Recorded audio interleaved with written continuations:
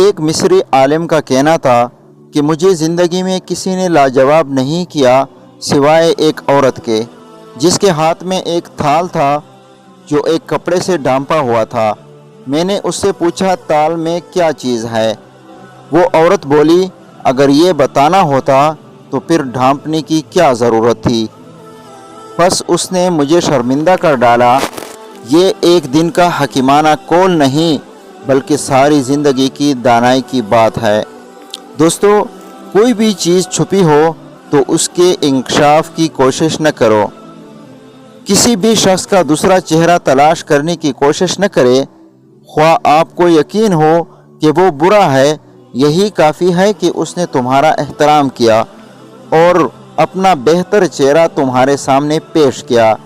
بس اسی پر اکتفا کرو۔ ہم میں سے ہر کسی کا ایک برا رخ ہوتا ہے جس کو ہم خود اپنے آپ سے بھی چھپاتے ہیں۔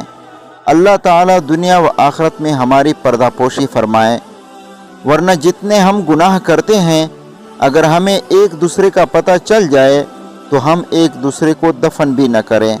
جتنے گناہ ہم کرتے ہیں اس سے 1000 گنا زیادہ کریم رب ان پر پردے فرماتا ہے۔ کوشش کریں کہ کسی کا عیب اگر معلوم بھی ہو تو بھی بات نہ کریں۔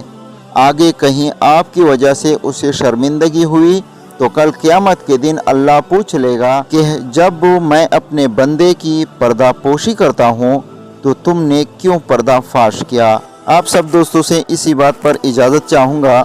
سدا خوش رہیں اور خوشیاں بانٹیں، اور ویڈیو پسند آنے کی صورت میں لائک اور شیئر ضرور کیجیے۔